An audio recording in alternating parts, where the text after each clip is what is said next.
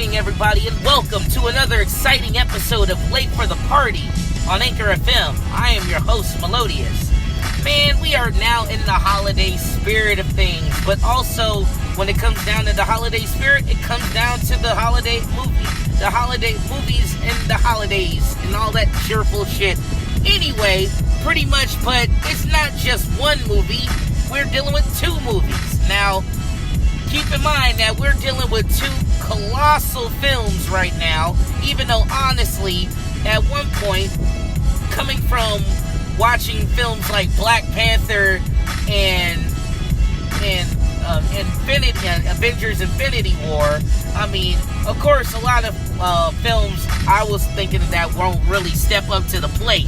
But now, with stuff like Venom coming out of left field and, like, you know, doing well in the worldwide box office, I mean, who knows?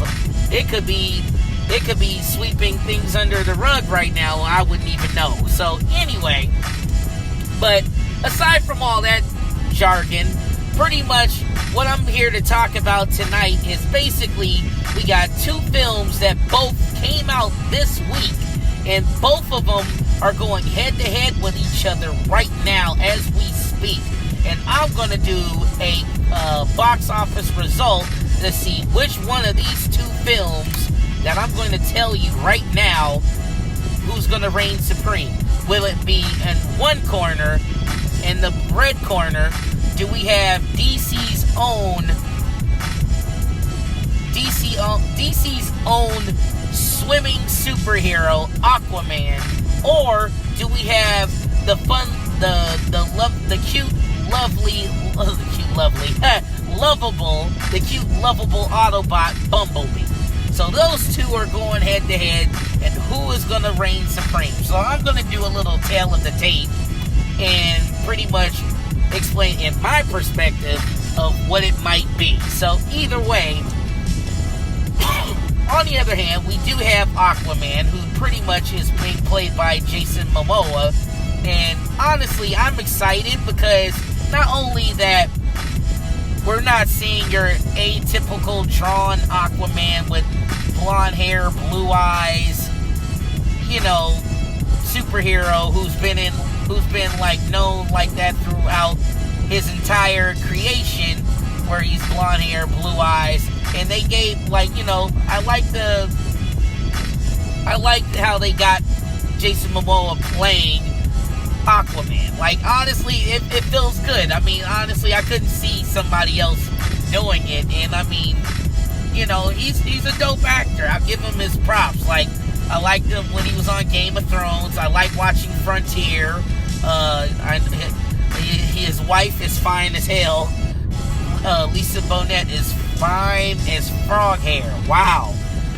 And so is Zoe Kravitz, but that's here nor there. Anyway, but pretty much, I like the trailers from what I've seen, especially when you start seeing a little bit more.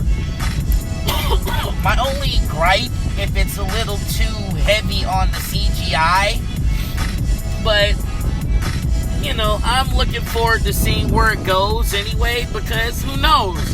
It might shock me. It might pull a Wonder Woman. You never know. It might pull a Wonder Woman, and all of a sudden, next thing you know, this film is like, it rises to the cream of the crop. You know, I mean, honestly, I'm hoping, and like, I don't wish anything ill will on any DC film, but I'm hoping Aquaman does well. I mean, maybe if it's in a different perspective of whoever is doing it, other than Zack Snyder or whoever, or any of the bigwigs in DC and Warner Brothers. You know, Jeff Johns is now taking the mantle of getting more into the work of the production company and everything now. So let's see what happens with that. I mean, I'm excited. I mean, I'm going to go see it somewhere along the lines. Hopefully I'll see it tonight, or maybe, not tonight, but if anything, we'll probably see it tomorrow. Maybe probably catch a matinee after, like, get off of work or something. But either way, dude, like, it looks good. Freaking Amber Heard playing Mira looks good as well. Man, whew, gotta stay out of this weather, ladies and gentlemen. But either way, I'm interested in seeing Aquaman and seeing what it does for itself. So hopefully it'll do something, and hopefully it'll do something far more than what the other films other than Wonder Woman has done. So now moving into the blue corner, now we have a Transformer film. Not only a Transformer film, but it's solely focusing on a particular Transformer who is probably, when you think Transformers, you could think numerous of characters. So, like, you could think Optimus Prime, you could think Megatron, you could think Starscream, you could think whoever else that you want, but anybody who stands out next to Optimus Prime or Megatron, or even Starscream, would definitely be Bumblebee. That's right. My namesake for my Bumblebee straw has his own film. And honestly, I was a little concerned at first because well, excuse me, no more drugs for moi. Anyway, pretty much the whole thing with Transformers is the fact that since Michael Bay has had his fingers in the films, I haven't really been, other than like maybe the first two films, let's say the first three films. And then after that, then it kind of like fell off for me since they added Mark Wahlberg and all of that. And it's just like, the moment they started getting into number 5, I was already kind of like down and out. I didn't even see Transformers last night. And my main concern was that the Transformers films with Michael Bay has always been like, the Transformers have always took a sideline to the humans' problems. Like, how is the Transformers co-starring in their own film? That's the thing that got me. So, I don't care about what's going on with Shia LaBeouf. He had nothing to really do with anything. And then freaking Mark Wahlberg with his daughter and all of that stuff. The humans are supposed to be the co-stars to the stories with the Autobots doing battle against the Decepticons. That has always been their story. So, but either way, but now I think it's still under the same company of Paramount, but I think it's in a different division to where, like, the producers who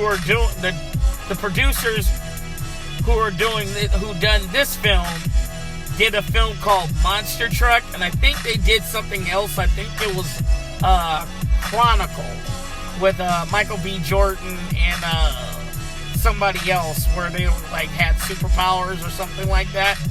But either way, but from what I've seen, like, how they're doing it compared to what Michael Bay's done in the CGI department and how the design and the special effects look, these Transformers look better, and they look just like how they would look if you were to watch the cartoon of back in the day, the Generation 1 cartoon.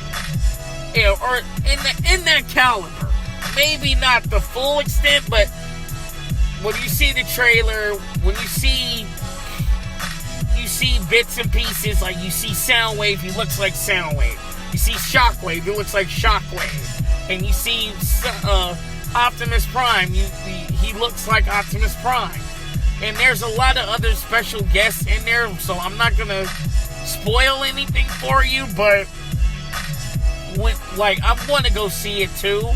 But now I want to go see it, and I love the fact that they did Bumblebee right by turning him into a VW Bug.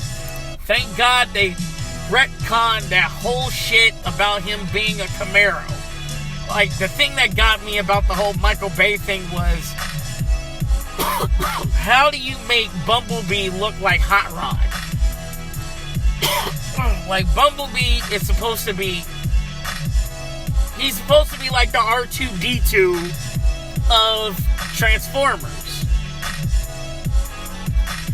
He was short, spunky, he was, no matter how big you were, he was gonna fight you and stand his ground.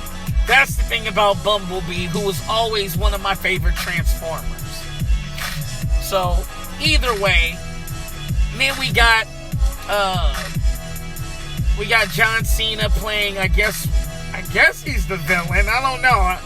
Like, he's playing a military guy in it, and they're chasing Bumblebee down and everything. So, either way, dude, I'm excited to see it. But now, we're basically going to talk about which one am I more interested in seeing over the other. Like, which one would I see first?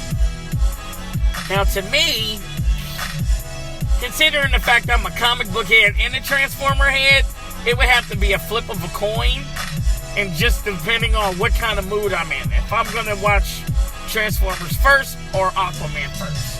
Honestly, I'm leaning up towards the fence of Bumblebee, because I think, like I said, since I've been a since I've been a Transformer head, probably long before I became a comic book head.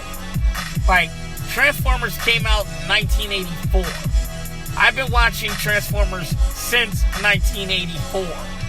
So, and I mean, like, I got more history with that, and I became a comic book head in probably 2-3 years after that. So, to me, I would definitely probably see Bumblebee first before Aquaman. Now, don't get me wrong. I'm not saying nothing's wrong with. I mean, it's like I said. It'd be the flip of a coin, or rock, scissors, paper, or whatever the case is. But either way, I feel that I would definitely want to see Bumblebee first, just to see how things turn out, and hopefully, like I said, no matter who it is, I think, to me, who's gonna probably get more view, and to me, I think who's gonna get more at the box office, I'm thinking kid-wise, like for kids and all that stuff, it could go in Bumblebee's favor, but kids also like superheroes, so they'll like Aquaman, maybe, if they watch, like, Justice League and all that stuff. But, also you gotta think about, like the female department, because you got a hunk like Jason Momoa's fine self, and, like, don't get me wrong, he's a handsome dude, alright? I'm not gonna be sitting here talking about, oh, you got nice shoulders, or anything like that, you know? But, you know, females are gonna, oh, let's go watch Aquaman, girl, I wanna see how he looks. But, either way, oh, shit. Man, stay out of this weather, y'all. It's fucking crazy out here. Either way, but I think I think Aquaman might do more than Bumblebee in the box office. I think by slightly. But it just depends. To me, I think who would be more anticipated to see what. So, honestly, I say it like this. For me personally, I would go see Bumblebee first. But honestly, for a box office result on Monday, I think Aquaman might be at the number 1 slot over Bumblebee. Now, I might be wrong. Who knows? We'll see what happens. We'll see in a few days. But anyway, I know I haven't been been doing a lot of stuff on the show as of late, but either way, I'm gonna try to get out more content.